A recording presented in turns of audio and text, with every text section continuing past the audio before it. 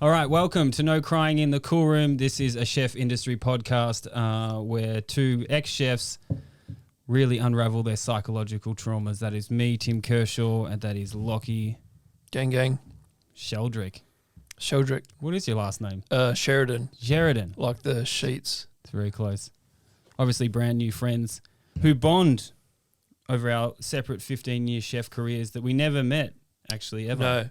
At any point. It's wild that people think that we know each other, which is not that wild because we started a podcast together and we chat like we are the best of friends. Yeah. And I barely, the only thing I know about you is what we've chatted, almost everything is what we've chatted about on a podcast, which is fucking crazy. It is crazy. And I fucking love it so much. Yeah, it is good. Yeah. But we know each other inside and out. Yeah, but I reckon... Somehow. Yeah, but I just think this is the way Shared experience. This is just the way we are. Which is epic. Yeah. What's going on? How's the week? I had an all right week. Sounds terrible already. You had to rub the ice straight away. It sounds horrible. I didn't have to change a tyre, but I changed a tyre. What do you mean? Just why would you ever change a tyre unless you had to? So I was just getting through this tyre. So it was a shit tyre. It was like a slow leak. Mm-hmm. So every 4 days, I just pump it up. But I wouldn't go fully flat. You look at it and go, oh, I can get some life out of this still. And then yesterday, or the day before yesterday, it was fully flat. And I pumped it up the afternoon before. Right. And I was like, we're done. But I didn't realise I backed out to take my kid to school and it was and then so I pulled over. But I had a pump in the car, a bike pump. So I pumped it up enough. With your hands? Yeah, bro. Dude, who are you? I'm the just Terminator? I'm just determined to get a fucking the Determinator? Yeah, the Determinator. That's perfect. This is way better than what I was going to say. That's awesome. Yeah, so I pumped it up and someone actually stopped and said, yeah, your car didn't sound good when you pulled out of the driveway. It must be a neighbour. And I was like, ew. But I'm going like that. And then we got to the gas station or petrol station and then pumped it up fully so I just wanted to get her to school. That was the task. Sure. This is just get her to school. I've got a pump on me too, so I don't mind stopping. Every 10 metres? What are you talking about? I just want to get home. I'm not trying, it's not far off. Neither of all these places aren't too far away from each other. Right.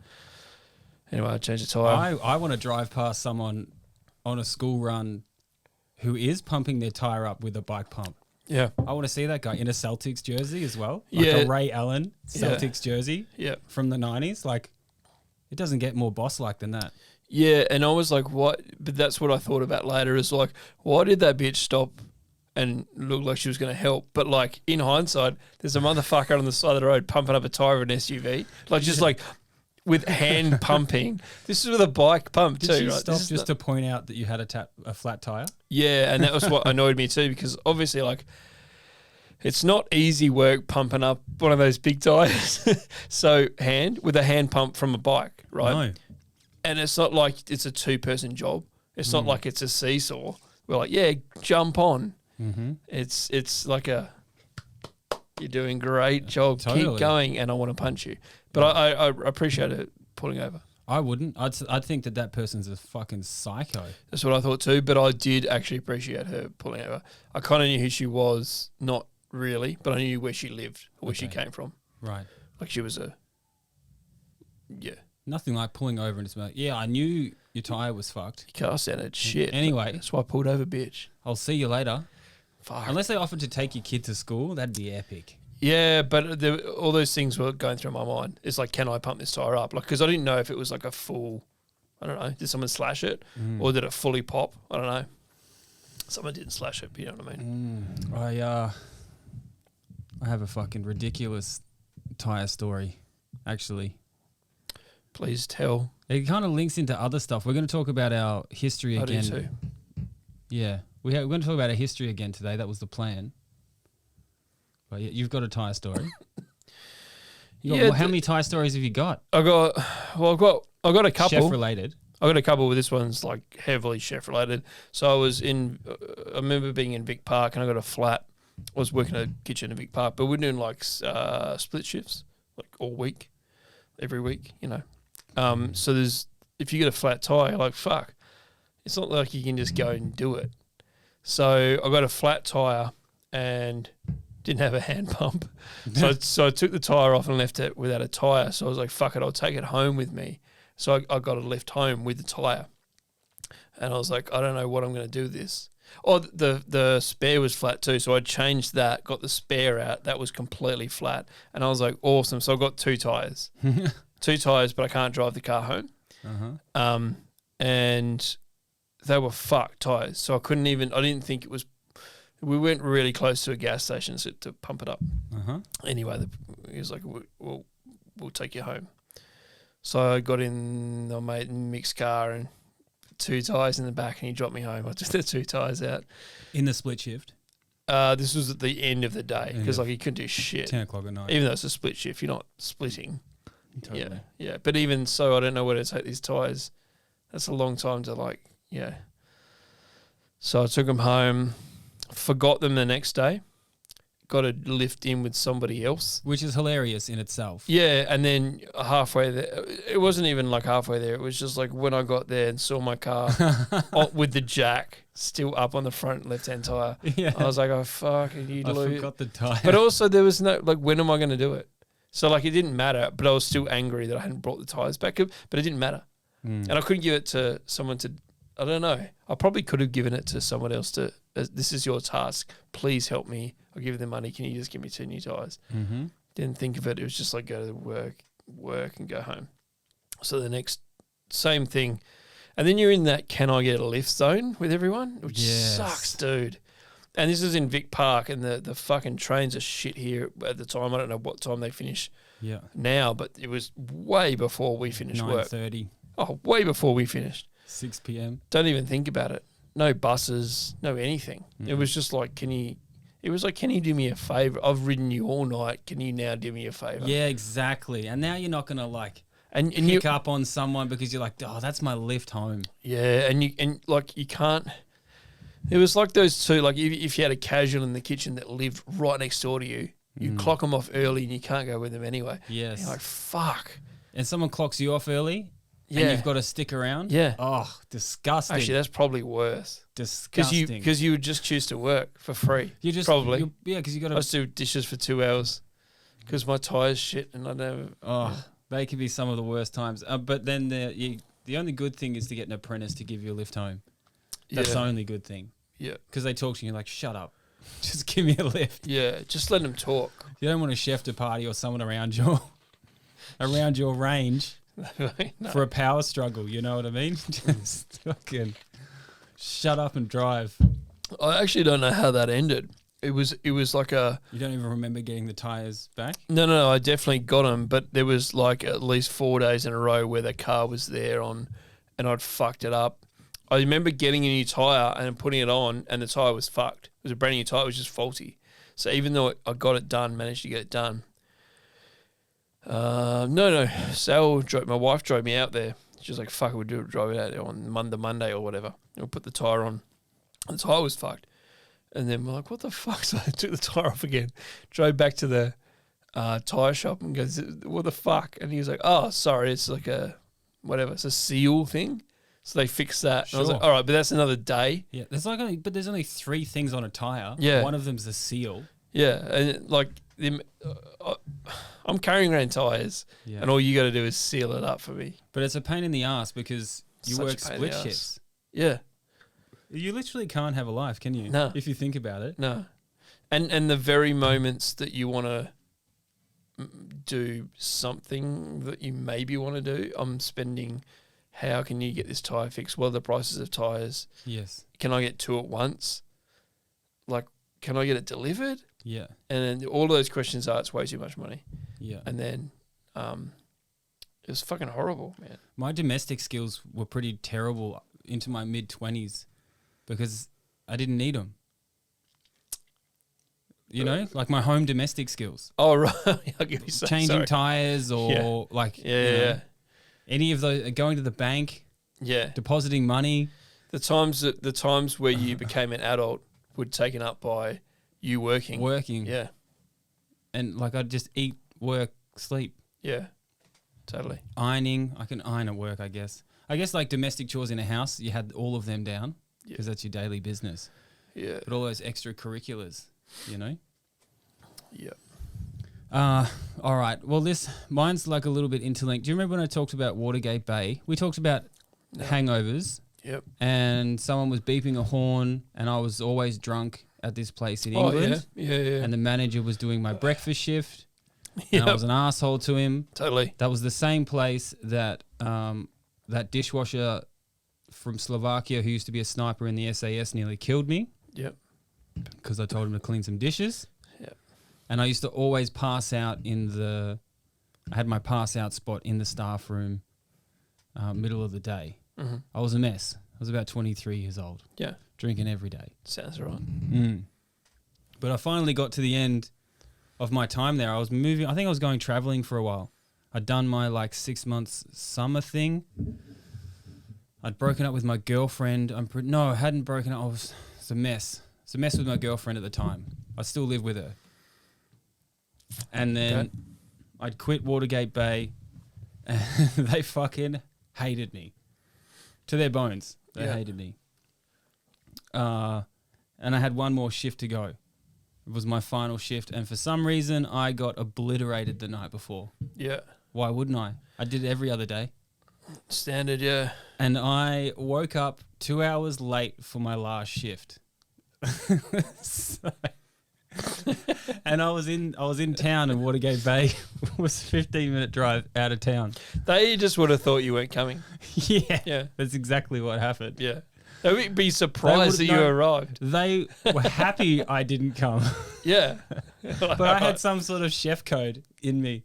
So I woke up steaming. Yeah, that's fucking 2 hours retarded. late for work. And obviously, like I'd said, I was always on breakfast shift.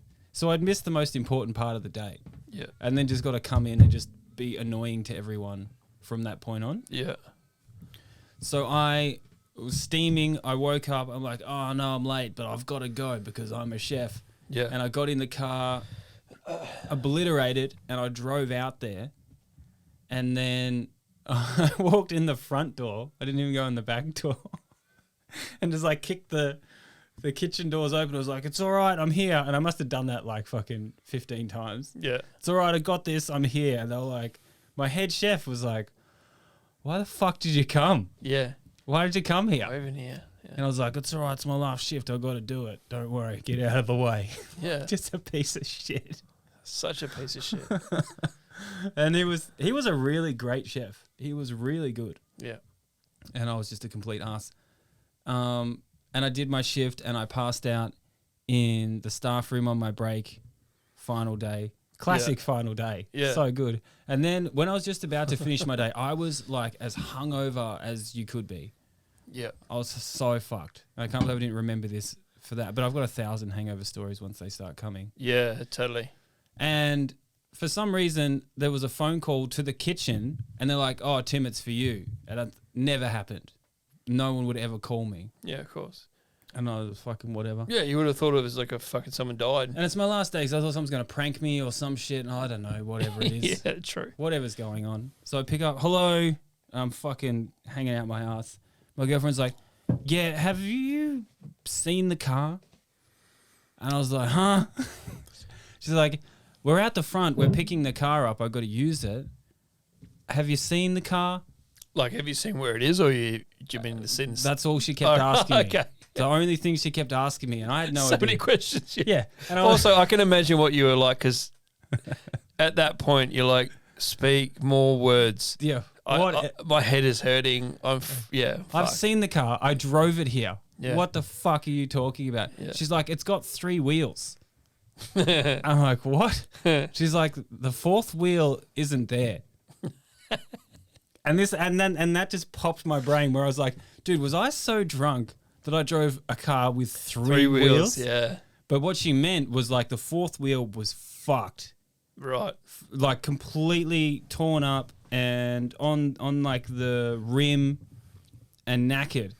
And as she was saying it, and I had the phone in my hand and I was on my last shift, I remembered this flash in my brain of me driving the car the night before and hitting a curb, just like doof, doof. Yeah. And then like coming back on the road and parking in the driveway. Yeah, it's just keeping you straight. And I immediately felt so bad.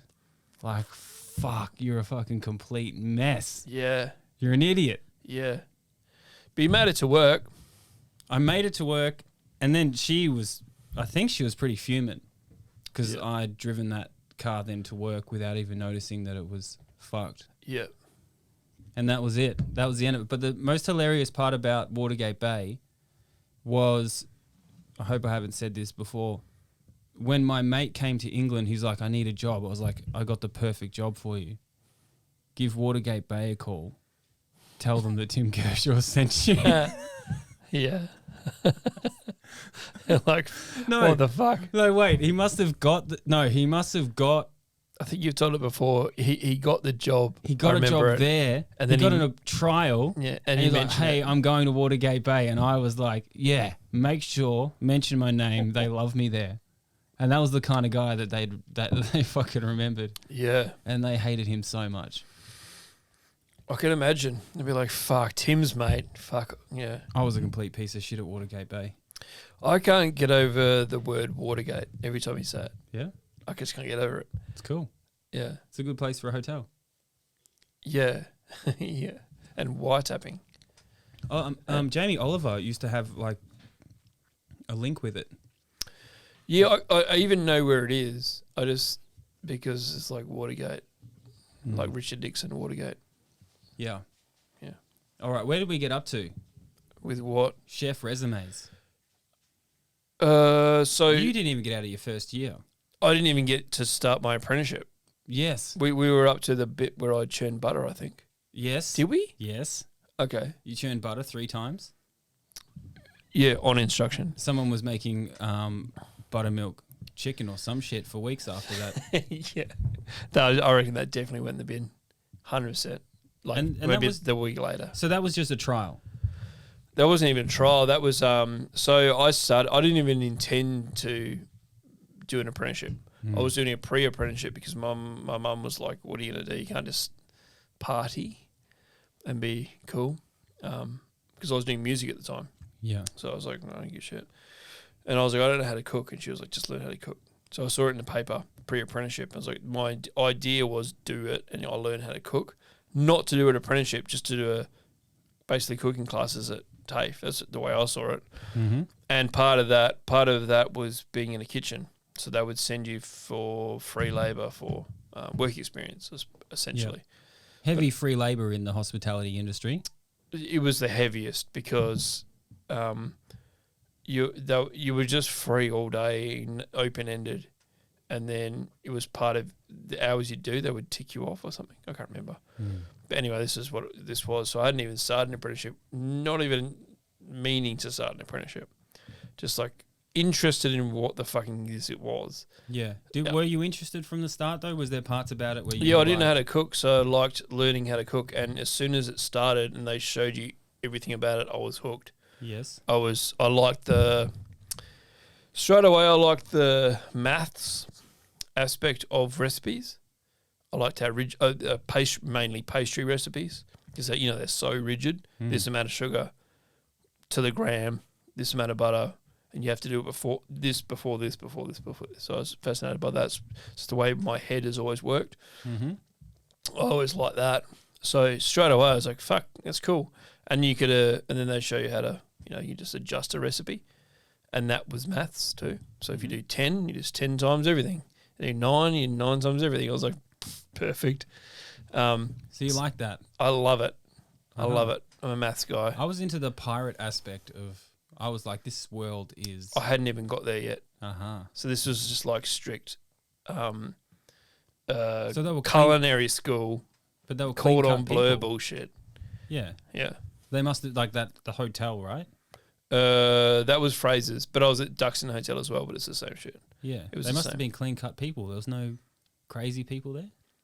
Yeah, and that's what I liked about the kitchen.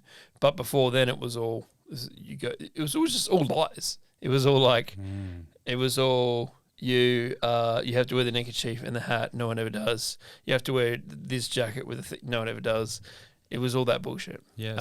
And you're like, sweet. And then you get to the kitchen, you realise everything you just learned is bullshit other than the stock recipes for like creme anglaise and fucking beef Wellington and stuff. And you have like to that. pick up all these rules. Like you're watching people and stuff, but all of these rules that actually keep you safe. You know, like the tea towel, like not wet tea towels. Yep. You're going to learn that.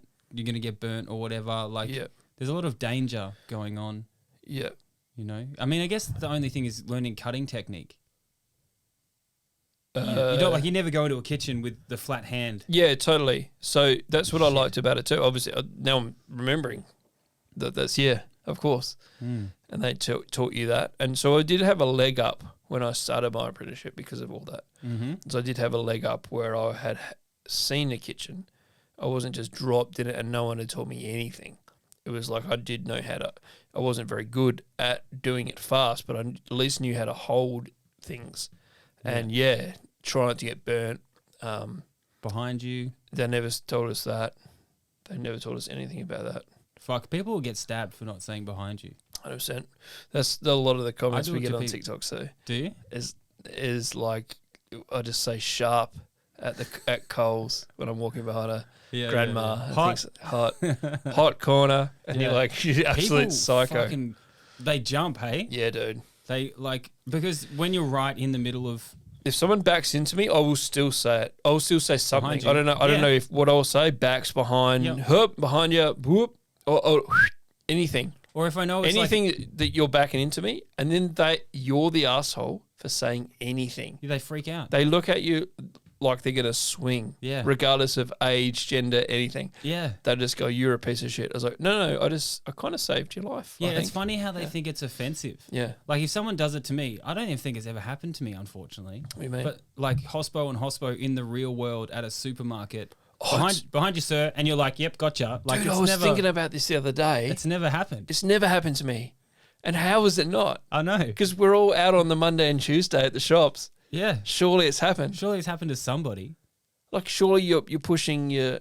I know. You're just in the supermarket. That's and someone's wild. Like behind you, and you're like, "Gotcha, chef," and it's just like, yeah, but you wouldn't even flinch. You just like, yep, yeah, no worries. Yeah, but and when I've done it, that's crazy. When I've done it to people in a scenario where you know that they're going to collide with you, and it's just a reflex. Yeah, it's like don't hit me. I don't want you to get hurt. They whack, full like, freak out. Yep, which is hilarious. I love it. Yeah, just behind you. I do like riff on it now. Well, I don't know if you should say sharp. That's odd. Sharp, knife. Yeah. I'd never say knife. I never said knife or sharp. I never said that. I knew people that did. Maybe I was just, I don't know. I was never just wielding a knife. But I know that call. I recognise that call. Well, I know what you're talking about. Yeah. I'm not going to move. That's for sure. So how did you get to the apprenticeship then? You finished the TAFE course thing. Yeah, so then... And someone picked you up or did you go apply? Yeah, so... I guess you can do whatever you want now, but at that time it seemed that there was only... That school was like the elite school. Was like the TAFE to be at or something. Yeah. I don't know. So they had all the best restaurants. Uh-huh. And I mean, I actually didn't know that, but they were telling you that. And you're like, okay, I'm even though I was like 20, barely 20, I did know bullshit when I heard it. So you're like, okay, of course but that's, if I went to somewhere else to learn how to cook, they would say that too, right? Yes. We have the best restaurants to fill in spots and we can get you an apprenticeship with, but it was true. Which is a ridiculous brag as well. Because, like, if you think about the industry, you can get a job anywhere. I could have got a job there. Just walk up and go, apprentice, and they go, we need one. Yeah, anywhere. Yeah, you're hired. It's the same money. Just cut something. Yeah, no. Or we'll just hire you. But so I had like a choice of places, and then... because I got like higher grades or something. I don't know. Because you crushed the TAFE course. But also I was from Perth and I was Australian and I wasn't looking for a visa, which is not loads of people in that class, but there were some. It was starting to happen. Yeah, starting. So there's lots of international students, but they were at the time they were separating them. They were just like, this is international bullshit, and this is And where did you go? What was it called? 44 King Street. 44 King Street, which was the premier. It was one of them. It was probably like one of three at the time places to sort of eat. It's right in the city on King Street with like Gucci and what's the menu? Sort of like fine, I guess, sort of French bistro-y sort of stuff. With breakfast? Yeah. Yeah, because this leads into Baker Guy. It was open, yeah, and then it was one of the first places that had, it might have even been the first place that had an on-site bakery where you could actually buy the bread from them. So yeah, which is epic. I love it. Yeah, totally. Like, I didn't realise any of this would be a lead up to how good I could be. And it actually is good for you. Like, So getting a good for good you. apprenticeship is really good for you. I couldn't have got a better apprenticeship. Obviously, there's things I hated about it a lot, but when I left there, I was better than almost, like, did I meet people that were like 8 years in a fine dining place? I'd just scorch them, just through being in a place that did everything from everything from scratch and included you with everything. Yeah, and it sounded like from some of the stories like a good service place as Yeah, well. Like yeah. you were doing a lot of service, so those, most necessary skills rather than some fine dining getting sectioned off. You'd have to remember. You have to remember. It was grinded into you that you would have to, because we had. I've talked about this before, but that place was just one handwritten docket, and it was just a call. So it was such a team effort. You fucked it up hard. There was no, but this is all I knew. So to get good at that, you go to another place which is zzz, in front of you. You're like, this is so easy. Yeah. But it's not easy, but you know what I mean? Like, in hindsight, you're like, fuck. Well, I just got epic at that. But organising your brain, Yeah. like you think organising tickets, Yeah. I mean, maybe one of the most necessary skills. Yeah. So to organise them all in your brain without any visual, Yeah. good training. We used to get one of these things. Something I remembered last week is that we used to get Jimmy Barnes in all the time, and he would just sit there with his daughters and have breakfast. And he would come up to me and shake my hand, and he would give me $50 every time. Jimmy Barnes' daughters were hot, hey? Yeah, and they were like sort of Islander looking, or half Islander, sort of. Right, maybe had two families. Because he used to come into the Brown Cow as well. Yeah. So it was definitely when he was in town, So every morning, do you know what I mean? Maybe it might have been 12 days straight. Yeah. And then you wouldn't see him for another couple of months. Jimmy Barnes is like yours and mine, Kevin Bacon. Totally. He's the Kevin Bacon of Half a Australia. degree of separation. Yeah. Yeah. But he would, honestly, he would walk up and shake my hand and go, thanks for breakfast, and just give me $50 every day, just in the hand. And then the rule was, if you got money, it goes in the tip jar, and it gets dispersed between the front of house. We never got tips. Yeah. Right. So when I did that, obviously, no one knows, right? So I was getting, if he came in 3 days in a row, that's my whole week's wage. Yes. Doubled, right? So, without tax. yeah, but that's just nice. And he's not the only one that would do that either, by the way. It was just like, So it was a classy joint then. yeah, but you were on display, I think, is the point. So you kind of welcomed it, maybe, or they thought, shit, we've watched this motherfucker cook. And maybe I was just, like you watch someone cook fast, you never look up, you're just dinging the bell all the time. Yeah. And you just go, dude, okay, all right, I like this. I'll just throw it out. With this other guy who used to come in on at 11:45, breakfast finished at 11:30, we had a half an hour changeover. He'd come at 11:45, ask for toast, like a piece of shit. And he would do the same thing. Every now and then he'd just give you a tiger, he'd just give you $100. Same For thing. Toast. And just say, thank you very much. But that was because no one else would do it for him. And then, I was always actually quite into that stuff. And then I got caught grabbing money off him. And the owner went ape shit. Fuck and you. I never gave it back. Yeah. He was like, the money gets dispersed. And I was like, yeah, to my bank account, bitch. What? Yeah. I was so against this owner. You could say whatever you wanted to the owner in the end. Like when she figured out that he needed you, right? If people are giving you money, they actually like what you're doing. He was just a piece of shit, man. I like that. I know attitude. I've said that people are pieces of shit on here a lot. You've got a low bar for a piece of shit. And I mean it. Margaret Johnson from you last found episode. it. Fucking Marg Johnson, bro. MJ. Margaret Johnson. The MJ callback. Fucking callback. That's getting edited into a TikTok. I fucking hope you haven't passed away. Recently. Imagine I release it like a 12-second hate in TikTok, and she's like, just had cancer. She might have. I'm not over her.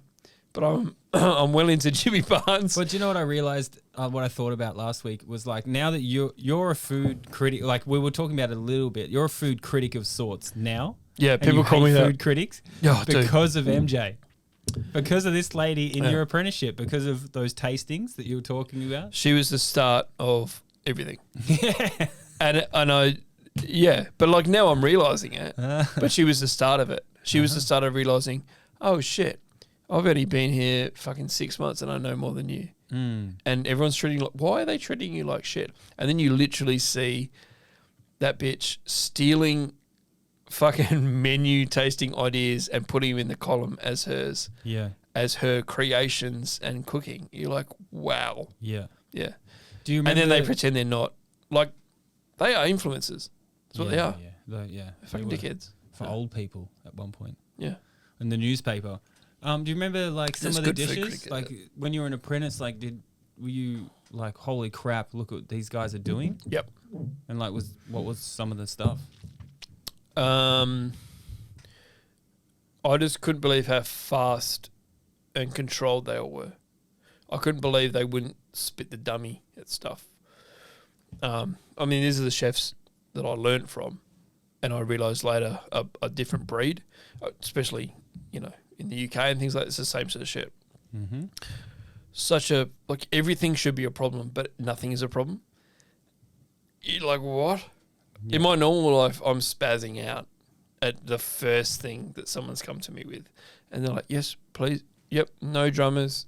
Can we get a... And you're like, how are you so calm? Mm-hmm. That's sort of where I learnt that from. Yeah. Or someone sends something back. You just finished a table. They send something back like, oh, sorry, this isn't like this. It's like what that. What table number is it? Yeah. What table number is it? And then they don't tell you the table number and they're still calm and go, that's fine. All right. We just need to know what table number it is. Yeah. Sometimes I love that. And if it's like when you're younger and you're watching your head chef and he's like, hey, Steve, can you put on another one of these? Fellas, 2 of those. And he's still trying to figure out the table number at the same time. Yep. And he's already in front of what's happening. Yep. Just that level of problem solving. I love that stuff. Yeah. That's what is a good service. We talked about that before. That a perfect service barely ever happens. But when that happens, it's one of those. It's when there's always going to be a problem. There's always going to be an issue. It's how smoothly you solve it. Yeah. And the immediacy of it. And what did a day look like at this place? Like prep heavy for a couple of hours? So I guess there would be chef. 3 types of shifts. You would be able to be a brekkie, 6 till 2, which ended up being sort of 4. And then split 10 till fucking close. And what are you running? A section 7 till lunch, 3 or 3 till close. A section for lunch and then come back for dinner? Yeah. So there was larder, hot larder, and then grill. Hot larder, entrees? So... sides? No, larder was all the entrees sort of, but then it was both. It was mains and depending on what it was. Because what? Are you helping the chef get plates ready? So... You would only need 3 people per shift, but you were just pumping out this shit. It's crazy. What's the pass doing? It's doing grill and the pass. Yeah. And the dockets and the calling and the... Yeah. Yeah. And grill heavy. Yeah. So, I mean, you'd always have a... Yeah, it was mainly entrees. So the hot larder was... Now I'm thinking about it. The hot larder was the hot dishes that were entrees. And then you would have things like tasting plates. Ugh. And then you would have... Name me a chef that likes a tasting plate on their section. Oh, it's horrible too. And these were like the most intricate things. Yeah. Which in hindsight means I know how to cook everything immediately at a drop of a hat. But at the time, you're like, more things I got to learn. I got to learn 11 more things. Yeah. And this time it's like bean curd, quails, fucking master stocks. And you're like, this is just one plate. You're like, what? Oh, tasting plates could be the absolute worst. Yeah. Oh, and then you get one through. Like, they come in early. Dips plates. And you have to char the bread. Anything with Trio of dips? Yeah, that's what it was. It was a duo with focaccia? It was the fucking Turkish bread we made next door. Or same place. But in my apprenticeship, there was a roast capsicum dip, right? And then at the end, you would get these feta cubes and you would put it in the robo and you would like just hit it and it would like have crumbled feta in this roast capsicum dip. Righto, yeah. I've never, ever been able to do it exactly the same ever again. It was the best. Like really firm, feta. The firm stuff. Really stuff. Yeah. Like the ones that came in the big blocks in the real tubs. Saucy stuff, yeah. Yeah. Not the best, but it was the capsicum side of it. That'd be right.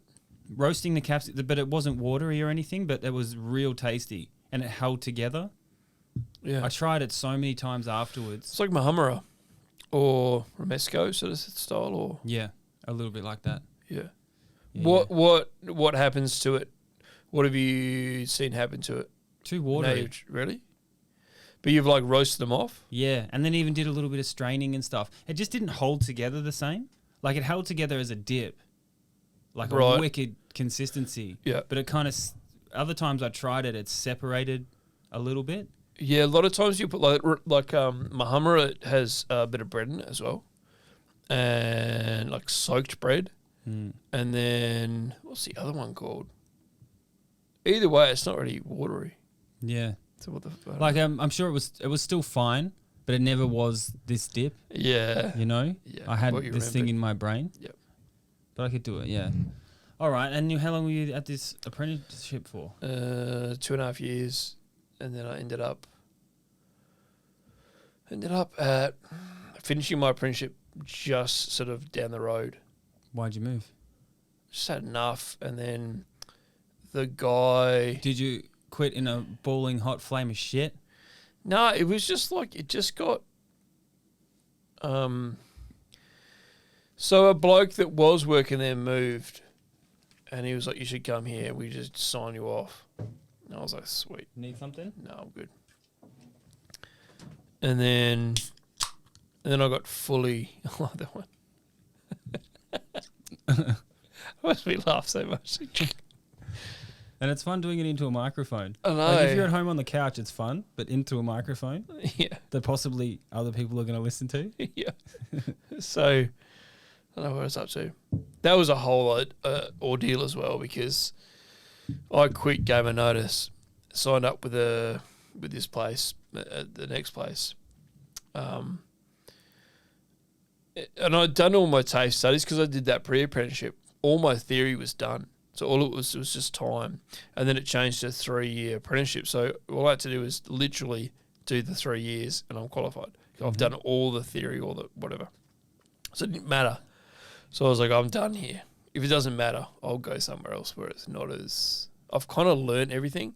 And I was kind of doing everything. Like one of the head chefs quit and it was like someone else walked out and you're like, oh, fuck, now I'm doing everything. You're on the pass and grill? Yeah, just doing everything. Ooh. So I was like, well, okay, well, how about not doing this? There's got to be other places, right? Yeah. And I did come to that wall where I was like, I think I've learned everything. Not that I knew, but, yeah. You know, I just hit that wall. Actually, when that came up last week, because I hadn't thought about it before I even said it. But yeah. Do you notice that? As soon as you kind of like clock it, learn it, you start to look around, you start to get a little bit psycho in your head because you're not distracted anymore by something. And no one was bringing anything new as well. But you guys were doing menus every 2 weeks, hey? Yeah, and then but it just ended up being it was just bullshit. I hated it, and I wasn't getting paid super, all that sort of shit. And I realised that so it's just like chipping away. I could go down the street with someone I knew, and that was cool. And they wanted me there. They knew I was whatever. I was like, cool, I just qualified and whatever. Split shifts again, though. Yeah, but it wasn't too much night work. It was more like for office workers, sort of. It was still in the city. Cafe. It was a restaurant, but it was right under a building. So it's just the way it was that no one would go there at night. You'd still get the theatre crowd that you'd get at the other place. It was just people hadn't, I don't know, worked out it was open. I don't know. I didn't care. Basically do one service. That's cool with me. Yeah, I was so happy no one was coming at night. So you do 40 at night, perfect. But you do 200 for lunch. It was fucked. But yeah, when I left there, the fucking owner of King Street rang me one day and he goes, I'll sign you off. You just need to come and have a meeting with me and I'll sign you off your apprenticeship. And I was like, perfect. Because I knew that the venue that signs you off gets money. So at the time, I remember it being about $4 or $5 grand. But if you go to a second place and they sign you off, both of them get money, but they split it. And I knew this guy was I just knew who he was. I was like, this makes sense, but let's work this, right? Just sign me off. And I wanted to travel. And my girlfriend at the time is my wife now as well. So we just wanted to get out, get traveling, get a job anywhere, right? Mm-hmm. I was like, perfect. So I came in. Also, I'm very sketchy on this guy. He is the he doesn't pay super, no overtime, no everything. He's always in your back. So I was already like, okay. So it's with a grain of salt. It's worth going to this meeting. And then Sal came with me, and he was like, it's just between me and you. We don't need fucking girlfriends or whatever. I was like, yeah, but she's just gonna sit in. What's the difference? You know what I mean? Like, what's the difference? And that's when I went, fuck's sake. Here we go. So she went, that was fine. I think he called her a whore or something. But at the same time, I was like, what? Something like that. What is he talking about? Yeah, I'm pretty sure he said something like that. Leave us, whore. I'm pretty sure. Sal would know for sure. That's nuts. But at the same time, I might get my apprenticeship signed off, so I'll just ignore that. Shall I? Really? You know what I mean? Like, what are you going to do? You know what I mean? Like, I know, it was fucking bizarre. I didn't like it. But to be fair, you've been in the kitchen 3 years now, so you can. And also, you're used to this guy saying you've got a filter. Exactly, and you can open or close the gate. 100%. I'm so used to this guy talking trash. Just called your girlfriend a whore. Also, I've said so much bullshit to this cunt's face, so it's fine. Okay, it's not fine, but I want to get signed off. Right, so we sat down, and then the bloody venue manager came over to and sat down, and I said, "Okay, so she's allowed to be here, but Sal's not." Mm-hmm. And he was like, "That's right." I was like, "Can we just get this over? I don't know what's going on. Whatever. Let's just get this over with." Yeah, sounds like a mugging. It was 100% a mugging. It was a blackmail, fleece, everything. It was all of the above. What were they getting? Trying to get the full check? So he owed me. What had happened as well, I kept ringing him and saying, "You owe me all my holidays forever. I never took a holiday. You owe me 2.5 years of holiday pay, whatever it is." And they were like, they hadn't paid me, and I was like, "This is bullshit." And this is what started it. And then he rang me and said, "Look, let's sign it off. Let's get it all paid. Let's do it in one hit." So calling my girlfriend a whore was not cool. But you can see the conundrum. I've got a couple. I can't walk away from this meeting. Yeah. So, and he knew that too. It sounds like it. Yeah. Sounds like he chipped one off just because he could. Fuck, such a little piece of, just a little gremlin cunt. So we sat there, and this menu manager, obviously I'd known her for 2.5 years. I was like, what? You know, I'm looking at her like she looks so sheepish, and I'm like, I'm about to get fucked. I don't know how. I don't know. I just don't know how, but I'm going to get fucked. I know I'm getting fucked just looking at these both. And he's kicked, whatever. He's kicked a witness away, right? Yeah. So he goes, look, on your last day, another employee saw you steal a soy sauce bottle and a whole fillet of beef. And I was like, okay, didn't happen, but carry on. Like, what has this ever got to do with my apprenticeship, right? And he goes, then you went into and you got changed in the toilets or whatever. That's where you get changed. And you came out and while you're getting changed, they went into your bag, found the soy sauce bottle and the beef fillet, took them out of your bag. Then you got changed, got your bag, and you left. And I was like, that sounds like I've been stolen from. Obviously, I'm kind of joking. Yep. But I was like, where is this going? Because that means I didn't steal from you. Mm-hmm. Just sign the paper, bitch. They're like, well, if you write out what I just said to you, this is legit too. He said, if you write out in your own handwriting what I just said, that you did this, admitting you did what I just said, we won't call the cops. And we won't cancel your apprenticeship, and we won't call the apprentice board, and you can get your whole apprenticeship cancelled, full blackmail. Yeah. I love that he called it the apprentice board. Yep. Get in touch with those guys. What the fuck? I was like, okay, cool. It was like, but I didn't do this, and you're telling me I didn't do this. You're telling me I haven't stolen from you. So like, yeah. So if I randomly found a soy sauce bottle and beef fillet in my bag, randomly, yeah, sure, I should have told you that. But it was never there because some random person took it out of my bag, right? Yeah, yeah. Why even, anyway. But this isn't uncommon. No.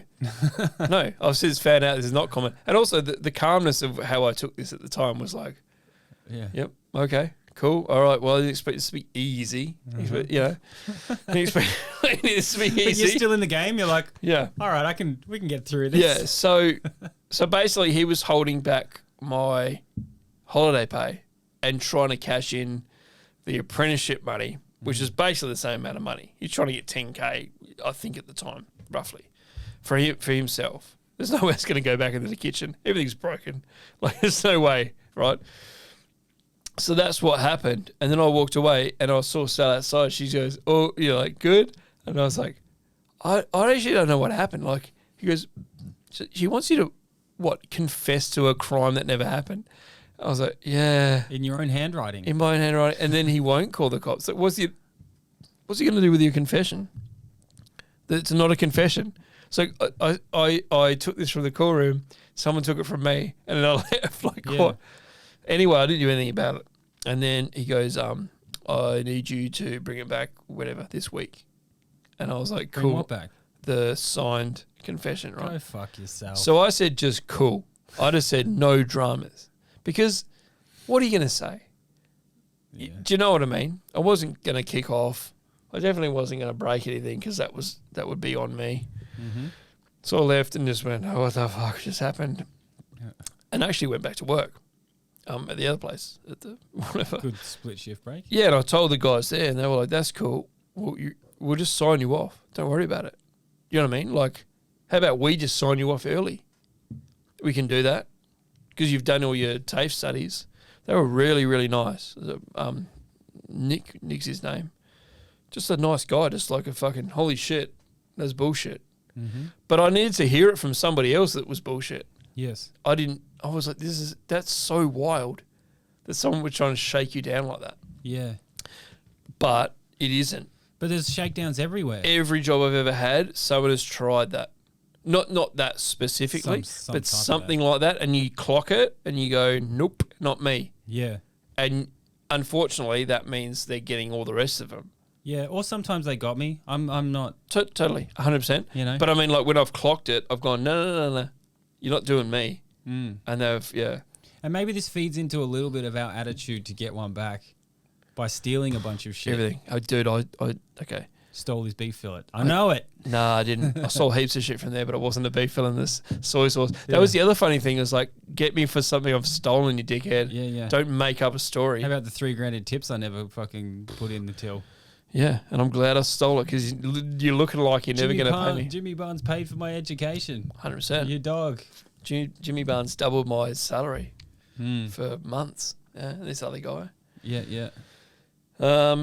And then you got signed off at the place down the road. Yep. And you met your wife at the place down the road?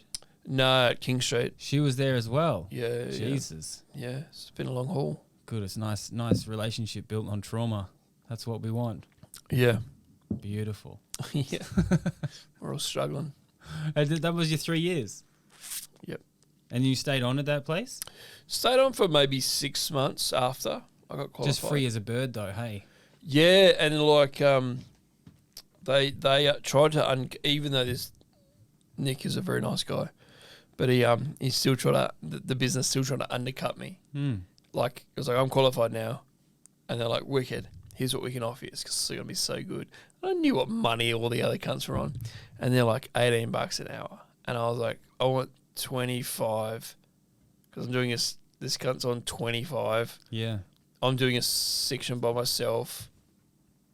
You want me here. You know what I mean? Or I just leave and go to Vegas. Like, I wasn't that smart back then, dude. I was. But I was a bit older, Yeah. to be fair. And I did have my old man was always into that. And I did have a very big chip on my shoulder after they tried to fuck me. So I was like, I'm worth this. I don't give a It was also they give a fuck. I'm leaving anyway, so. Yeah. So let's try and get maximum money. Yeah. Yeah, I never even finished an apprenticeship because I did a Cert 2 TAFE course over 2 years at school. And then I went to like the good restaurants in town as a job. And I just started working as an apprentice, like apprentice tasks and stuff. Yep. With an apprentice skill level. And by the time I got to Brown Cow, like I went to university and did it at the same time. So I did like 3 years of university. When I got to South Melbourne, I was just working as a chef by then. Yeah. As much like you're saying in that first 2 years you got to the grill and the pass, but you're still doing, or maybe you weren't doing any more of the TAFE written shit. Yeah. I'd already done written shit before. Yeah. And I watched my mates get paid fuck all for going to chef school. Yeah, while you were doing it. Yeah, so I was like, I'm just going to do university and this is like the job that I do on the side. Yeah. I wasn't trying to screw anyone, but I was just like, why would I do it any other way? Yeah. And I wasn't getting paid a fortune. Yeah. Just getting paid normal wages. But then when I was in South Melbourne, shit just started going down. Like I went to where I met my first serious girlfriend who blew me while the boss was away. Yep. Which was wicked. It was a good day. Yeah. He was like a proper classic Italian Melbourne cafe owner, and he was trying to screw everyone at all moments. Yeah. He was always trying to do on the hunt something. Yeah. And and it just fell out between me and him. I think one day I just didn't rock up to work or something, and then he started threatening to like withhold pay. You got to come do this. You got to come do that. And I went in to see him, and he was like threatening all those things. You know, like if you don't do exactly what I say, I'm going to do this and that. And he had like a really expensive car. Yeah. And I was just like, fuck this guy and his expensive car. Yeah, bro. I think he had like some he had like some Supra or something, you know, from the 90s where you're like, ooh, yeah, a Lexus Supra, like one of those crossovers. Just look at me, yeah. Whatever. So, yeah, I was like, honestly, from what I remember, is I made up some excuse about not going in, that it was his fault, but technically I just didn't go to work. Yep. And then I went in the next day like, oh, yeah, sorry, this is like because of this. And he was like, fuck you, I'm withholding your pay in this. And then I was like, well, fuck you. And we just had it out in the middle of his restaurant. Yeah. Telling everyone to fuck off. And I left that joint. And I don't even know where I went after that. But that was like the last of my innocence in chefing. But much like you're saying with this guy that tried to fleece you. Yeah. I eventually had it out with, like I'd had it out with the Brown Cow head chef, or I'd had different things with people. But this is the first time with a direct owner I was just like, fuck you. And he, in the middle of a restaurant, he's like, fuck you. And I was like, that's, you know, now I'm a chef. Yeah. That's how I felt about it anyway. Yeah. That's my apprenticeship over right there, dude. I'm all for myself and fuck these people. Yeah. And then I went to the... It's a pretty good feeling though. Well, every chef is going to get there. Yeah. You know? But then there's so many that go over the line. Yep. Where like you walk into a new restaurant or a new place or something and there's like that guy that's always complaining about the owners and the money, and he's calculated everything that the people of... Do you know how much money they're making here, dude? Do you know how much money they make per service? Do you know this? Do you know that? Fuck, there's always that guy, man. Holy shit. And you're like, well, then don't fucking work here. Yeah, but it also brings everyone in the brigade right down to their fucking... just sloth level of bullshit. And you're like, yes, we all know this, but you can't keep putting it in our heads all day, every day. Yeah. Yeah, we're all working essentially for $10 an hour. Yeah.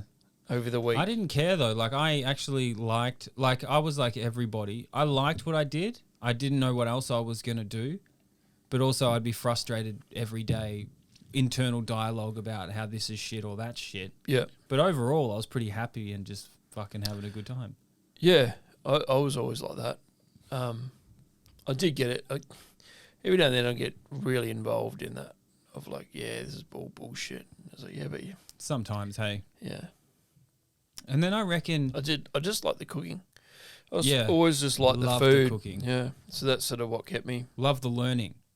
Love 100%. finding out something new. I would always attach myself to somebody that was better than me too, which is weird because, not weird maybe, well, I guess like a mentor, different places, you know. But I always find myself gravitating to those people that did know more than me. Mm. And because it was just more interesting, I guess. Mm. And I was, yeah. Yeah, but because the thing that is attracting you is that they are teaching you something or they're doing something. Yeah. They're a doer in the group. And Yeah. you're like, oh, what's he doing? I was always interested in those people. I was interested in people that kind of liked their job. Yeah. There was people that hated it and complained about it and did heroin and they were funny outside of work. Yep. But I wanted to, at least, I did want to have a good time, I feel like. Yeah. For those first 5 years or whatever. I mean, actually, I finished university, which was a film degree. Fucking full circle, get that right in ya. Yeah. And then I finished at this pub in South Melbourne, Yeah. which I'd been, drinking and doing pingers on Sundays and passing out and putting dishes in the sink. And the head chef was a girl. And that was the first female head chef I had, and she was just a legend. Yep. She was one of those proper classic female head chefs. Was like she'd come in and she'd be like, she banged some dude on the weekend and he lasted 3 minutes and she's fucking pissed. Jesus, yeah. That kind of stuff. Yeah. And she could crush a service by herself. Yep. Pub food, but she was just banging it out.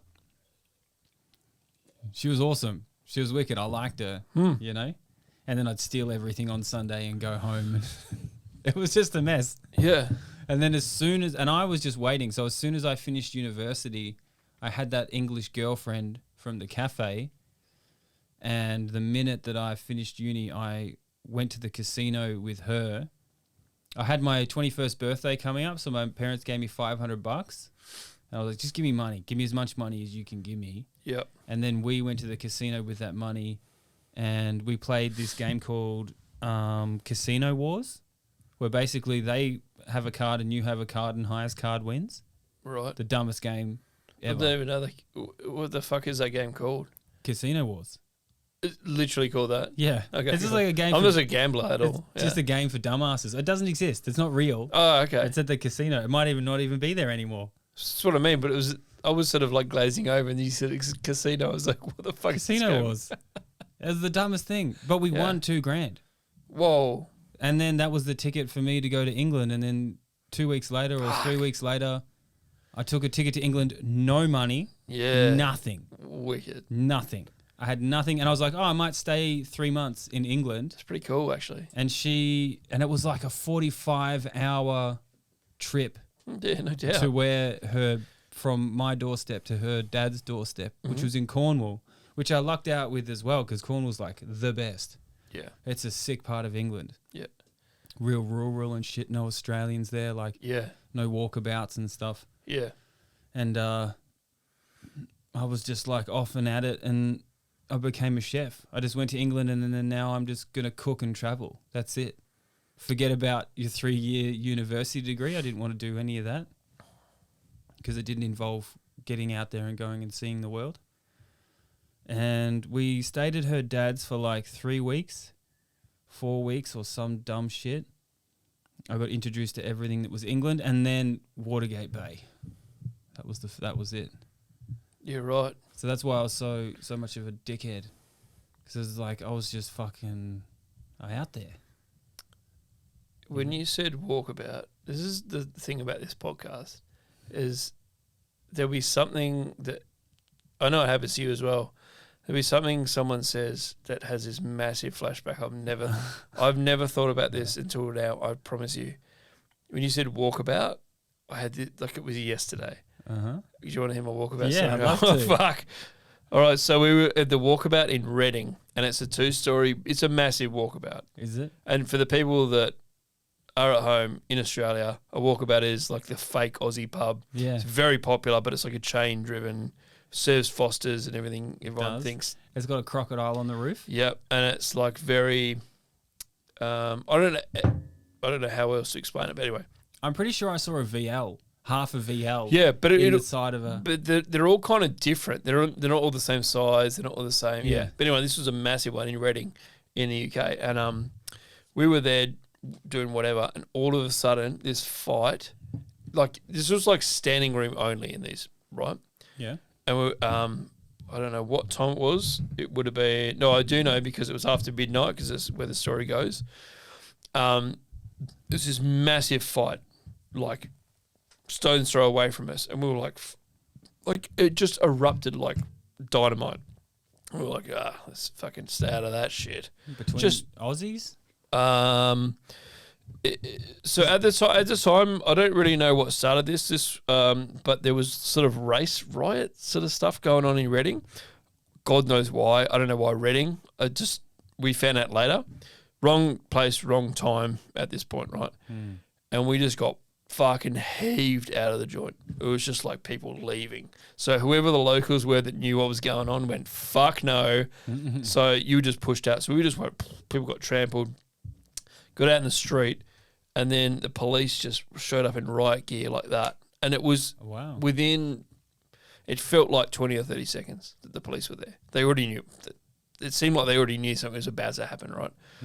Full riot. So we were getting kicked by cops.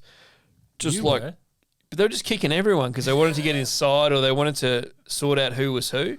Right. But like riot gear with the I get you. yeah fucking battens. I don't want any part of this shit. Yeah. I was just trying to tune a chick at the bar and walk about. And some of the tourists are like, "Is this a part of the experience?" Oh, dude! So we got thoroughly fucked. Lost a mate. He turned up. We all got shattered. Like hits to the head. No one was really hitting each other. It was just like wild crowd surge. Straight out the doors of this pub, cops coming in while we're coming out. Like fuck. We ended up going outside. Like what the fuck's going on? And then we realised it was like basically blacks on whites just outside. How did this happen? Wow. Where did this happen? And that's what the cops were sorting out. And we're like, all right, we're not going back in there. So we sort of, and then anyway, there's this toilet in the middle of town that they were kind of all over the place, and they sort of popped up during the night. Like trying to think of how to explain it, but it was like a can going up at night, and it just sits there, and it's got like the size of like this room, but there was 4. You could just walk in it and piss. So there's a toilet. So 4 toilets in this sort of round cylindrical thing that popped up in the ground. It was to stop. I found out later it was to stop people pissing in people's letterboxes, like the classic UK latch. Why front. does it pop up out of the ground? Because that's when people wanted to piss in letterboxes. Maybe after midnight, people are walking home. Okay. I don't know, but anyway, it just sort of pops up, and but it's open air, so you just walk up to it and piss in this. Basically, what's a sink. I've got no issue with that. I'd do it. Yeah, but what happened is my mate went to piss in it. We didn't realise where he went. We were just sitting waiting for him, and the thing went down. So he's leaning up against it, like fully trashed, while it's going down. But he's just concentrating. Probably, I wasn't there. We didn't view it. But we're like, wait, where's I can't remember his name now. It wasn't a mate of mine, but it was sort of a group. What the fuck? I'm like, what the fuck's going on? Like he was just here. And I was like, did he go? That toilet's gone. So what? Anyway, long story short, we went home. We were like, oh, he must have, whatever. So we just went home. In the morning, there's like a kind of, his parents were like fucking missing person, or whether it was his parents or his brother or whoever, was like, he never came home. And we're like, yeah, we saw him and then we didn't. And then anyway, he got trapped and it self-cleans. So he was just getting pummeled with like chemicals. Wow. Like off his face, slept there, passed out. Pitch black, right? I can imagine. There's definitely no light. So why would you have a light on? Yeah. Wow. Yeah. Actually, yeah. These things weren't lit up. Yeah. It was just like a place to piss. Yeah. So it just slowly went down. We can imagine him just not even knowing it's going down while he's pissing, leaning up How against is there it. not like some emergency button? Yeah, but that's you got to pay out in the end. He got like off the top of my head, I just want to guess £60,000. Bargain. Yeah. As a payout because he got rashes from the chemicals And cancer. and dude, they went up his nose and in his eyes and all this sort of shit. I definitely know he's fine, but for a while he wasn't. It was like, he wasn't like critical, but it was like these chemicals are fucked. Yeah. Right. And also he probably passed out. Caustic soda, like that kind of thing. Yeah, but it would have been like it's just cleaning. It's just spraying with everything and never caring, and then he's still underground. So That's hilarious. yeah, so when we figured If it you think about it. one of the girls half figured it out and called either the cops or the council or something and said, you know what, I think he went for a piss. And do you reckon he's trapped down there? So I think that's what happened. But I didn't know anything about funny. it. I just remember him being there and us going, oh, he must have gone. A race riot and then someone getting trapped in a toilet and then getting 60 grand. Yeah, but when you said walkabout, I hadn't thought about that before. So you said walkabout, and that's what it meant. Like, Jesus Christ, that flooded back. That's the best part of this thing. Yeah. Yeah, memory's fucking weird, hey. That walkabout was crazy, dude. For parties or just... It was just the biggest walkabout. Yeah, like, and they go some off. of the walkabouts are tiny. Yeah, But some are like, because I've been to a few, some, I don't mean tiny, but this was like 2 levels. It was like fucking crazy, dude. It was like 4 bars. Yeah, Newquay was a real big one. Yeah. It wasn't a 2-leveler, but it was huge, big roof and big building. Yeah. Yeah, there's like lasers everywhere at night. Must have gone somewhere else. I'd been to a couple, been to a few. But Yes. it would kick off. So maybe there was like one big one in each city or But something. you're right, there was like smaller ones and Yeah. stuff. It was a franchise, right? I just remember them just being like randomly placed. Like we just put a walkabout here. Yeah. Yeah. Yeah, they were Fully hilarious sponsored by places. fucking Foster's. And I didn't No one hate them. drinks. I was like, fine, whatever. I fine didn't with it. like Foster's, whatever, but Foster's all right. actually the beer in England was shit. Of course. Carlsberg. The beer people drank in the UK I always found terrible. But you could always find a good one, I reckon. You could figure it out. You could get something European maybe. Yeah, but I like the sort of red ales, the darker ales, which are always all right. The hand pumps. Yeah, so you could kind of figure out that's what you wanted. Some of the actual But they were the ales, same temperature. You definitely don't want a fucking fuck. You nearly. Beer farm. You don't want a beer farm pale Yeah. at that temperature of a hand pump, right? Yes. But that's what you were getting, and that's why you hated it. That's what I think. Fuck. But that's what I think. We're going to have to get up to... Old speckled hen, things like that, Yes. you would get. Well, in Cornwall, Yeah. that was the home of a lot of that stuff. They Yeah. fucking frothed it. But that Carlsberg and all the normal ones, I'm trying to think of the other ones they had. All the ones that the lads would drink, I fucking hated. I couldn't stand them. So I'd go the darker ones, just because I think it's the right temperature. Maybe. Yeah. I got over there and like I thought I was a good drinker. So we get to Watergate Bay and like the first night, Watergate. I love it. Watergate Bay was a big time in my life. And I only just remembered then that my cousin came over. I'm not a crook. That's what I'm thinking. Watergate. My cousin worked there from Australia. He came over and saw me somehow. Like randomly? He randomly came Like over. not connected? Not connected to you? I think he said, "Where are you?" And I was like, "I'm at this Watergate Bay place." And he got like a front of house job, and we lived in the same house for a little while, Fuck's sake. which is awesome. That's awesome, but like what the fuck? Which is because we never hung out when we were kids either. So, Cornwall is cool. but the first night that I was at Watergate Bay, it was like, it's the new season, so there's like 20 people in the house. Yeah. There's people living in caravans on this place and stuff, and some people have girlfriend boyfriend combinations and single people, and it's like young, vibrant fucking people. Yeah. And we got tanked at the house. Like, I'd never been drunker than this in my life, and I'd done a lot of drinking. And we pile into a taxi of some kind, and we drive into Newquay, which is the party town. And it was heaving in the middle. It was just the start of the party season in Newquay in England. It was like legit the good stuff. Yeah. And I was in this taxi and I was like, oh no, I'm as drunk as I've ever been. I'm not going to make it. I'm going to ruin the night. Everyone's going to think I'm an asshole.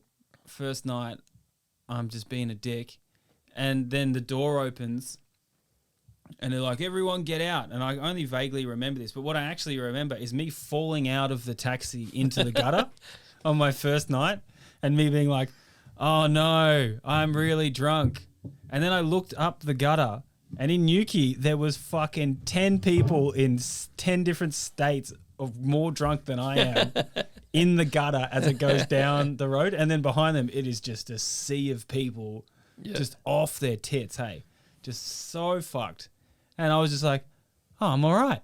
Yeah. I'm better than that. Yeah. Let's do it. And I got addicted to Newquay. I ended up going back like 3 summers. Yeah, I would have too. I mean, at that age and that. Yeah. There was surf. There was a little bit of surf. Yeah, dude.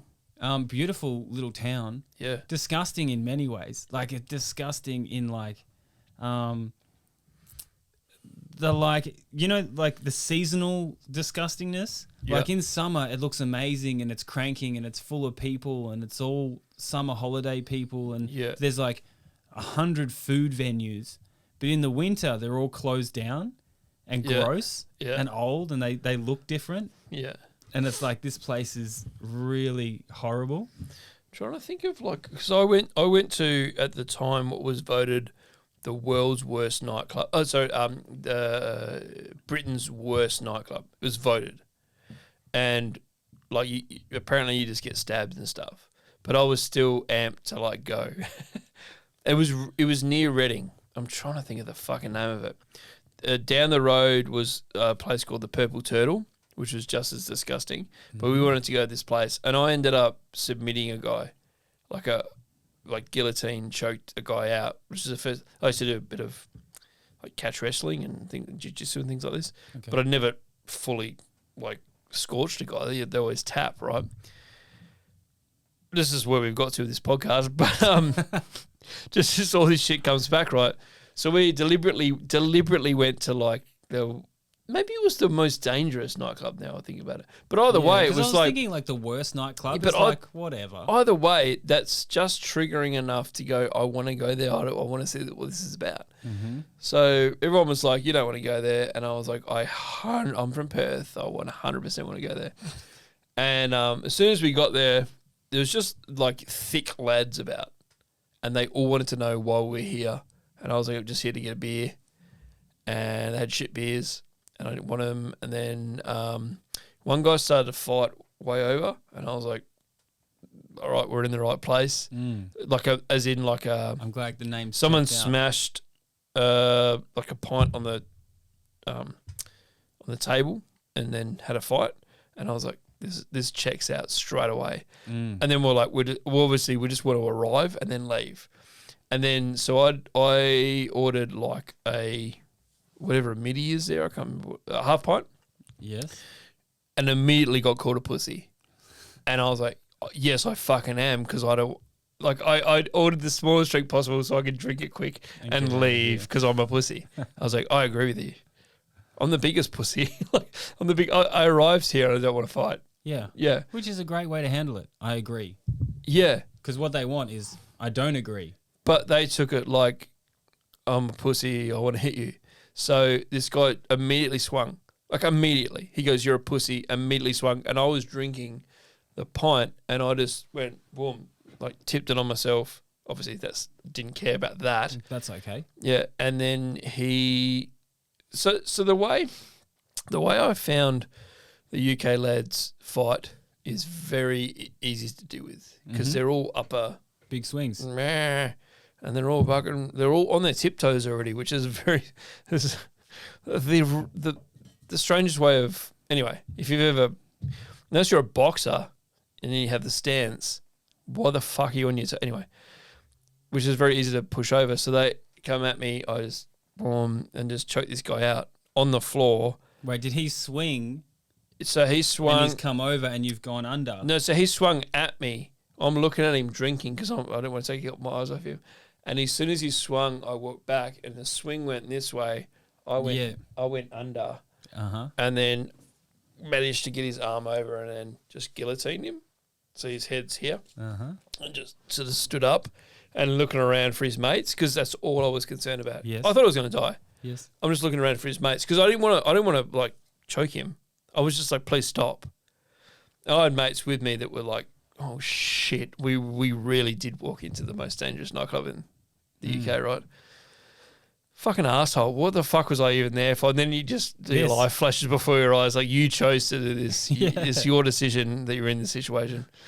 I'm stepping on broken glass. I even think about this now. Like, I'm stepping on it, choking him out. But I was just holding. I wasn't trying to choke him. I don't want. But then his mate came and I was like, fuck it. Whoomp. And he just went unconscious, limp. And then we just legged it. Just fully legged it. Yeah. Just out as far as we could run. Like pussies. Which you should be. I should be, yeah. Fine. Yeah. I am shitting myself.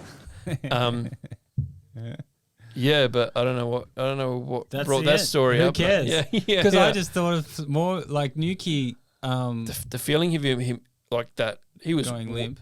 Like I wasn't as big as this now. I was like half his size, but it was like it nearly wrenched my back out. Him going limp. Yeah, this house at Watergate Bay was full of like the most weird eccentric. It was a wicked summer.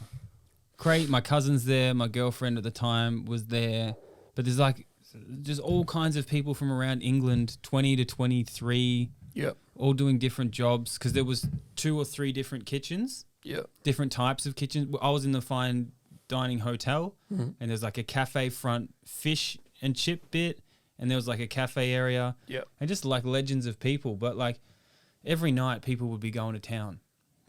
Do you want to go? And I said yes, probably most of the time, I would say. And the most outrageous things happened because every night that people would go to town, there was like a main nightclub, and I can't remember what it's called, but it was like the place that everyone went, that we went as like industry people. And I remember a guy who lived in the caravan who had a girlfriend, and they were in a pretty toxic relationship. He didn't get in one night. He wasn't allowed in. So he went somewhere and he painted his face black, and he came back and he got in. And that's so funny. And that's not like a made up rumor. Yeah. He did it. Yeah. He changed and just came back in. To his face. Just went black face. And he came in. And this place was, and this was when smoking was still in. Like, I just remember smoking heaps of cigarettes. Oh, dude. And I used to drink Jaeger. They used to have 1 pound Jaeger tubes. Yeah, 100%. And I was just a fiend for these. I'd have like 5 of these tubes in my hand. What were the tubes called, though? I'm trying to think now. But the tubes were fucking everywhere. Hopefully someone online can tell us. Yeah. But they were like 1 pound, right? Or 2 pounds yeah, or something. they were like, but they were definitely like test tubes. But like there was a lot of options for the tubes, yeah. Oh, I just got Jaeger all the time. And snake bites and shit as well. Snake bites? Yeah. Oh, dude, snake bites would fuck you up, yeah. man. Cider was a nightmare. Yeah, but you couldn't. There's something about the cider there and the snake bite. There was a thing called everyone's Rattler. just angry. Yeah, there's a lot of but anger. It's like, but that's what it makes you. Yeah. I found that too. Even just being chilled, you found it kind of was like, whoa. Yeah. Snake bites would get you. And there was like Rattler was like, because Cornwall and Cornish cider and stuff, Rattler was like 7% or something. Is that like a brand? Yeah, it was a certain type of cider. Yeah, right. 7%, and that's just enough to like really fuck the brain. Yeah. Plus Jaggers. Yeah. And smoking ciggies. Yeah. There was one time where I got kicked out of this place. Yeah. And you could walk around the front of it and up like a grass hill, and then there was like a glass fence at the back of the place that was full of people dancing. It was like an outside area. Yes. That's classic, yeah. Yeah. So I was just like, I think me and my mate got kicked out or something. So we walked around. I remember just walking around and just being like, she's sweet, bro. We got this. And he's like, okay. And I'm like, just follow me. I know what I'm doing. Yeah. Right? Yeah. And I just jump up on this glass fence thing. And then I just, for some reason, I think I jumped forward Yeah. into the nightclub Yeah. and just onto a table, and it just goes, and it just like exploded the whole place with fucking 40 people around. And everyone, there might have been 150, 200 people, look, and I'm on the ground and my mate's on top of the fence, and I just like leg it into the dance floor and start dancing. Yeah. And then my mates are like, how did you get back in? I was like, don't worry about it. Just nailed it. And they caught my mate who was on the fence because he was coming after me, and I pirouetted into a table. I think he was banned for life or something. Yeah, of course. Might have to get him in here one day to corroborate some of these stories. Yeah. I think that town that was called Ripon. Ripping. I'm just going to claim that's what the town was called. What got you to England?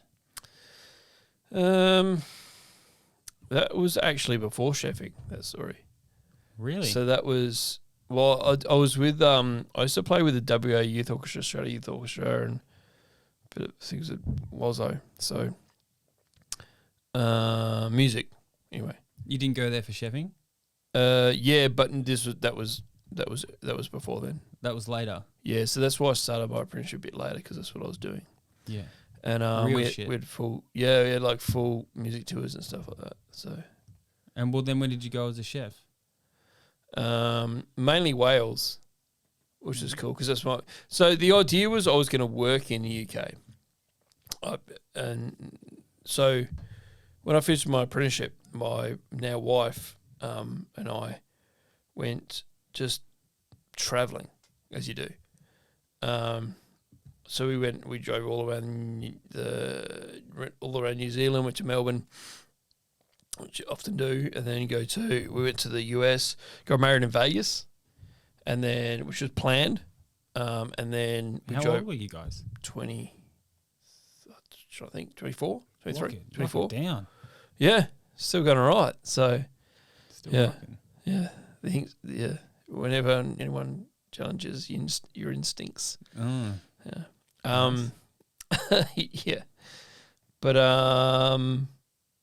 yeah, and then went to the UK, and that's what we were going to do, and then we fucked up the visas, so we were there for a bit, just fucking around. But you couldn't work. No, I mean you work as long as you weren't like dark skinned or Egyptian or Romanian or something. They don't give a fuck, do they? Like even when immigration doesn't give a shit, they'll ignore a Australian guy. Yeah. I got a ancestry visa because my grandpa was born in England.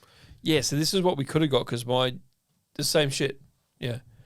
So I could work there for as long as I want. But I fucked it up. Did you?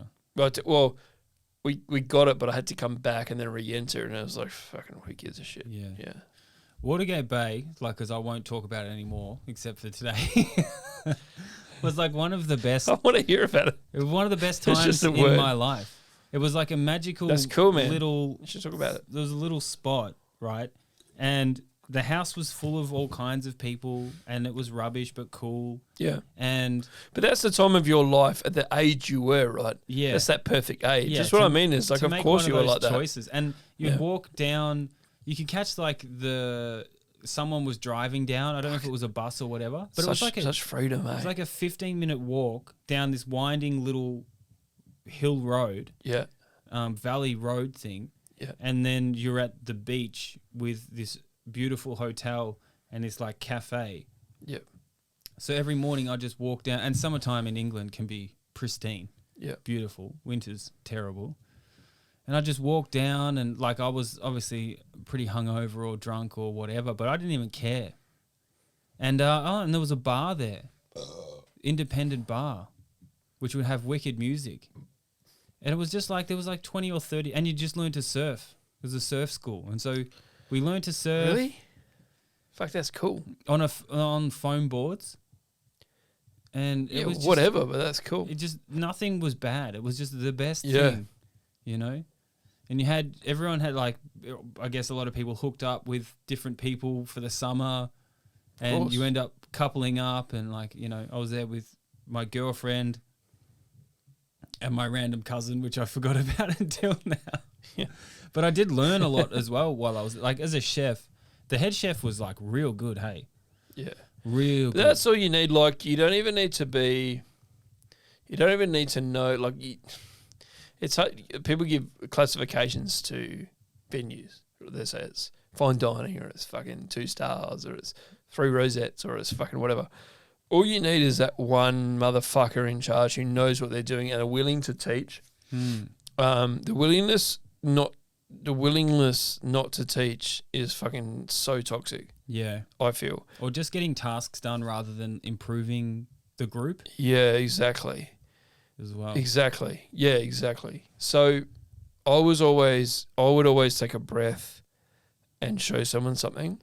Yes, I was annoyed all the time, especially when you're running a place or you're more to the case, you're the sous chef, which is even worse. Yeah.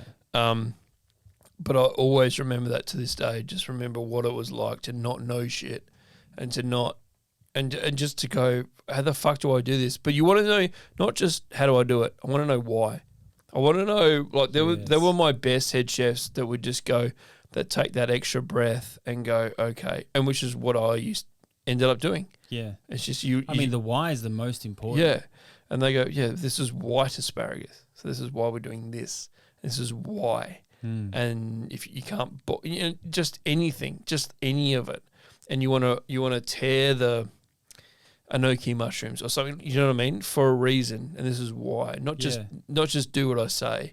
Yeah. Do what I say. This is why. Have an understanding, because then you give so much of a shit about the food after that. Yeah. And to this day, I still give a shit, and I do, and I, without knowing, I pass it on to my daughter. And now I've seen it in her. She takes care of the dumbest shit. And you're like, oh. But she's seen me do it, pluck something with care. That's a plant that we're growing. Yeah. Or Totally. she's seen me keep scraps for something else that we will eat. Or, you know, a noodle broth or meat, like a ramen or something like that. You know, something like that. Or anything like that. But she's seen me do it. You're like, what do you want to do with this? But that's just, she's watched. But the same way I watched a head chef that gave a shit. Well, you had to have those chefs throughout your career, otherwise you wouldn't have got anywhere. No. That's what I mean about, like, you don't need a resume, is you just watch people walk around the kitchen and go, okay, well, they've had the right experience for what you want them to do at this job. Yeah, Not necessarily they've worked at fucking the Fat Dark or fucking something retarded. Yeah. Just, which some people would come through kitchens and you would be like, dude, they had these huge resumes, but then you would watch their actions. You'd be like, what the? Do you know the worst people I've ever seen were the ones from, like, I think you said you worked at Neil Perry's. The ones who worked at Neil Perry's were fucked. But they were the ones who worked there from scratch. So they were like, they'd come in and go, I'm from Neil Perry's. And you're like, cool. That is a Perth thing to hate on Melbourne chefs as well. Yeah. Because they always say, in Melbourne, at this job, in Melbourne, we did it like this, in Melbourne. And you're like... Yeah. We are arrogant cunts. You get it. Yeah, I get it. I still want to say it. But they were the worst. Fucking skill-wise or 8, 10, attitude? 11. They could pick a flower for hours. Yeah. And you're like, fuck, dude, cunt. Yeah. We've got other shit to do. We're doing full jobs. Yeah. Or, no, I want you... Can you think about doing 3 things at once? Can you have something in the oven while you're picking the parsley? Yeah. Perfectly. You're doing a very good job at this. But there, I don't know where that... I never worked there, obviously, but I don't know where that's come from. But it seems like they all had a very... not an easy... I'm not saying they had easy days, but they must have had a... You need to do this for a bit. I don't know. Yeah, because the hierarchy speaking, I reckon a lot of those apprentices and young chefs they didn't get a wholesome training in their career. Yeah. They got individualized, like we're talking about. Yeah. Training in different things, and they never got the collective training. But then, like, the guys running the place, they knew what they were doing. Yeah, but like, I didn't work for Rockpool. I knew a lot of Rockpool guys. Yeah. I knew a lot of Spice Temple guys and whatever. Yeah. Some amazing chefs. Totally. But the young ones, you don't want them to run a section. You want them downstairs doing jobs for you that They you're were- not explaining They stuff were to them. elite at one thing Yeah. at a time, and you're like, I couldn't get my head around it. Yeah, But yeah. they would all preach where they'd worked, and you're like, I don't care where you've worked. Yeah, that's what I they cared don't about. care where you've worked. I want you to. See, I got I don't care. unbelievably lucky. They never got through trials. It was Yeah. bizarre. Well, because they're not. They worked 8 years, but so they worked 8 years at Rockpool but that's from the ground up. Right. I'm not blanketing chefs because I've seen fucking crazy good people from there, right? Yeah, me too. But they were all from the ground up. They were all. I started my apprenticeship. Now I've moved to Perth after 8 years, Yes. and I'm gonna preach. I worked at Rockpool or I worked at whatever. Yeah. And you're like, cool, but can you just do the prep list? Just do the prep list, yeah, bro. but And they can they be- couldn't do it. No, because there's two different types. There's Yeah. the fine dining. Even if it's fine dining, they would just they But would fine go. dining They would can be go. I'm separated. gonna pick that. Their timing was off. Mm. They Urgency. nothing. Yes. It was like they were dead. They were dead humans, and they were. It was actually, yeah, it was so bizarre to watch it, and you're like, how is? And I've thought about this a bit when I was watching. I'm like, how the fuck does that kitchen run? They must have 15 of these cunts just. They doing- have more. They had more of them. Yeah. And I came But late. you're doing this. You're doing the radishes. You're doing. That's what Yes. it felt like. But then you would have had two But they or were three so guys. good at it though. Yeah. Dude, they were elite. They were anything they did, they were better than me. But they would take all day to do something. I would Which take you me don't 10 need. minutes. But that's why I got so lucky. We better wrap up. Yeah. With my first real good job at Brown Cow, when it was humming, Yeah. and you just got overall experience, like you were in the middle of it, Yeah. and especially poaching eggs and doing 3 jobs at the same time, and like bulk batching shit while you're finishing your section, like doing your prep while lunch is happening, and lunch is 200 covers. Yeah. Like that's indispensable. That's that proper urgent fine dining where everything has to be quick and perfect, which is fucked. Yeah, But learning that it sets you up for life. it does. And that's that easily circles back to what we were talking about last week in leaving chefing. There is no wasted time. There is no wasted energy. You think you're going to can chefing or can hospitality and move on to something else. It's all there. It's your time management, your sense of urgency, your even just your memory of what you have to do that day. Yeah, You just go, you need to do 4 things. yeah. Got it. Your And, panic and, button. and your timing of it, you're like, okay, this is the longest thing. I'm going to start it first. That's the shortest thing. Doesn't matter. Mm-hmm. And then all of a sudden you've done it in an hour, and that's normally what they do in a whole day. Yeah, your panic button, your organisation. Exactly. Absolutely. You never All of it. panic. Your communication, No, all of it. exactly. Your punctuation. But exactly. It's like you're never scared to ask a question too, because like asking a dumb question in the kitchen is terrifying. But you have to do it. So asking a question in a warehouse is nothing. Yes. Do you think that's going to be anything? How do I do this? And someone shows you, and you can ignore. You're never But going to you're get actually abused as much as well. You're going to copy pretty quickly as well. Like Yeah. if someone's like, so when I worked in a warehouse Yeah, and they told me to do stuff, I would do it. yeah. They're like, do this, do that, do that. I'm You like, just okay, watch or it I'd one write time. it down, or like I knew how to copy things and write it down. Yeah, but that's because of the pressure. Because you're only shown once, and now that's forever, exactly like that. Yeah. And that's like the pressure of that. Whereas someone else is like, all right, well, you just show me again. But like in your head, you're like, fuck, I better get this right. Yeah. And off you go. And then you don't even realize that you're absolutely scorching these other people. I promise I'll never talk about Watergate Bay again. I like it. I'm going to talk about it. The time that Jamie Oliver came. Ooh. Are you ready for bonus round? Fuck, I'm so ready for bonus round. We're gonna do comments. Yeah, We're gonna go through all those it's going to be comments. such a good one. All right, nice. All I'll right. see you there.